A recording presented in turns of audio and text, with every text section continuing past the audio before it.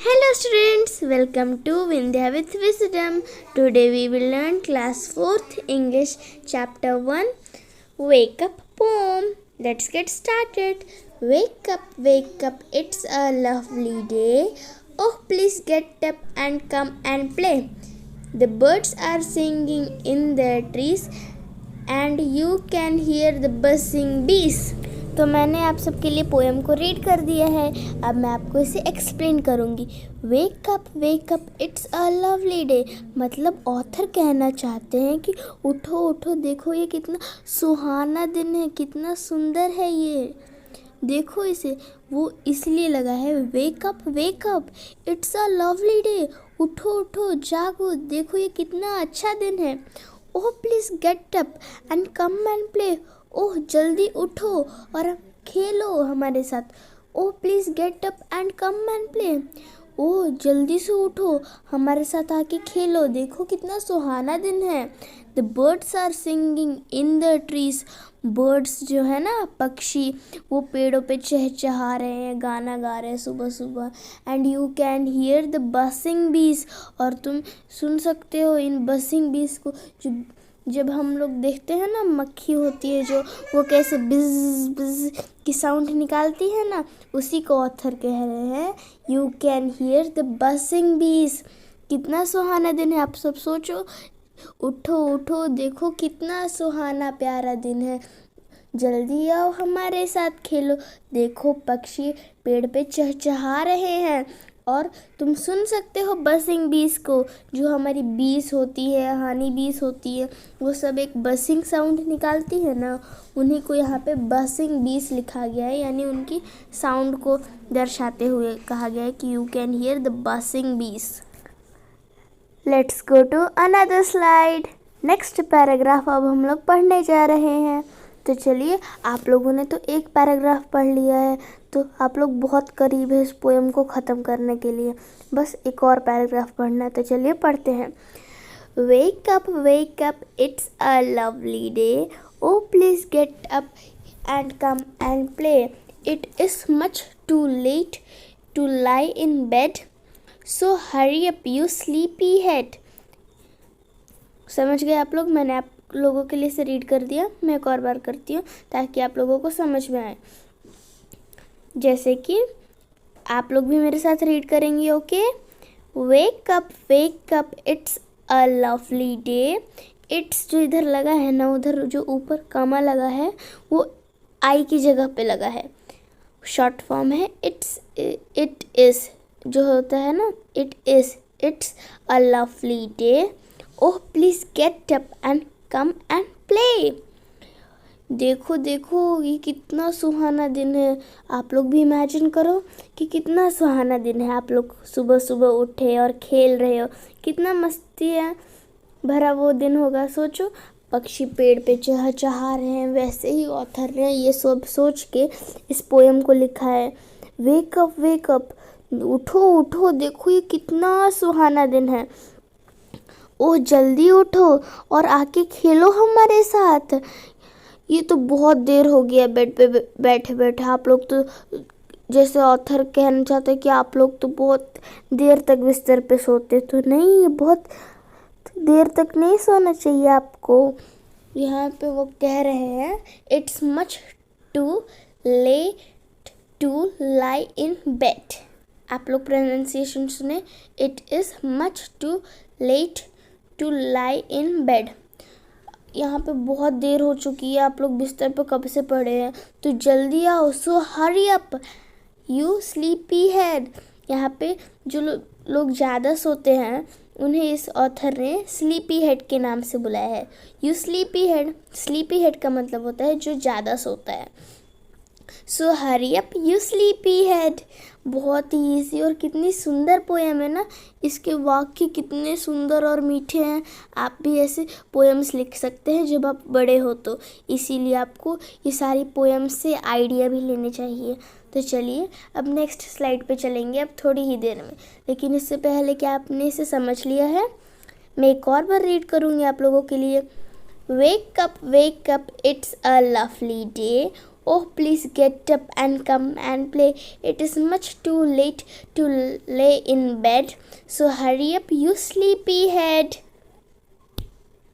Next slide. ये हमारी poem की लास्ट पैराग्राफ है, तो इसे हम बड़े ही ध्यान से और धीरे धीरे पढ़ेंगे.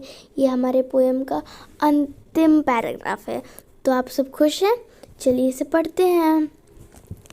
तो जैसा कि आपने उधर पढ़ा था कि you Hari up you sleepy head, मतलब ऑथर उन्हें कह के बुला रहे थे कि तुम ज़्यादा सोने वाले व्यक्ति नीचे आ जाओ, अब खेलने आओ. तो उसके आगे हम कंटिन्यू करते हैं. Wash and dress and come on out, everyone is up and about. The cow, the horses, the ducks and the sheep, the tiniest chicken, cheep cheep cheep, wake up. बहुत ही कितना लुभावना इसे लिखा गया कि कोई भी पढ़े तो उसको कितना शांति मिले. ये पोएम ही इस तरह से लिखा गया है.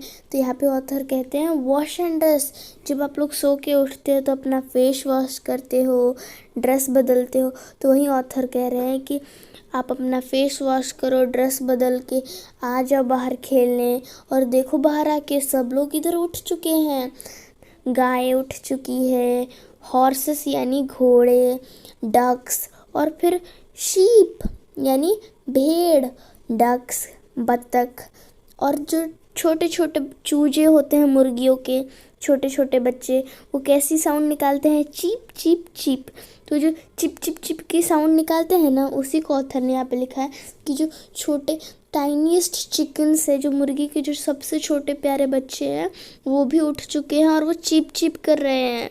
और फिर ऑथर लिखते हैं वेक अप, उठ जाओ, क्योंकि सुबह हो चुकी है. कितना सुहाना दिन है ना.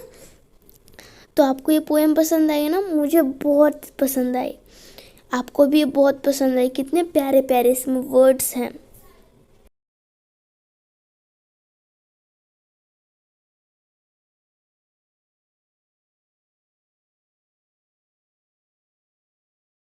प्यारे प्यारे न्यू वर्ड्स पढ़ लेते हैं.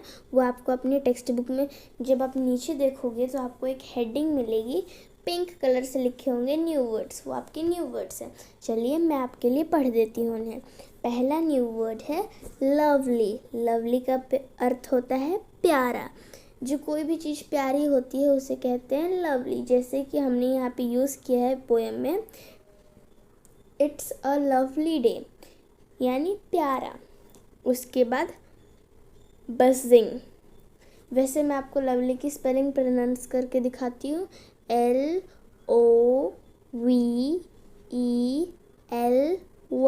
लवली. बजिंग. जब हनी बीस जो साउंड निकालती हैं बज करके, उसे कहते हैं बजिंग.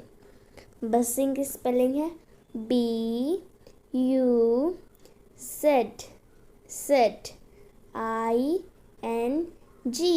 बजिंग. उसके बाद आपका अगला शब्द है स्लीपी हेड. स्लीपी हेड हम उसके लिए प्रयोग करते हैं जो ज़्यादा देर तक सोता है. तो ऑथर ने भी किया है कि आप सब लोग तो इतनी देर तक सोए रहते हो. तो स्लीपी हेड का मतलब वो होता है कि जो ज़्यादा देर तक सोता है. स्लीपी हेड दो वर्ड से, एक है स्लीपी, दूसरा है हेड. Sleepy head. तो स्लीपी हेड का प्रोनाउंसिएशन होगा स्लीपी हेड. मैंने आपको प्रोनाउंस करके बता दिया ना. उसकी स्पेलिंग है SLEEPY,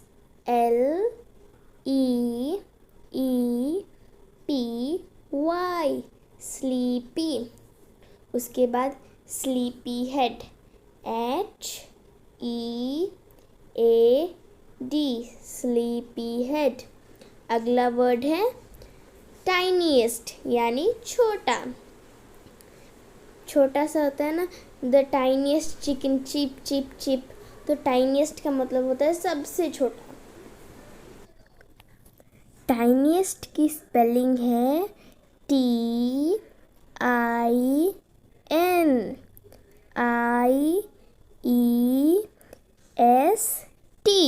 टाइनीएस्ट.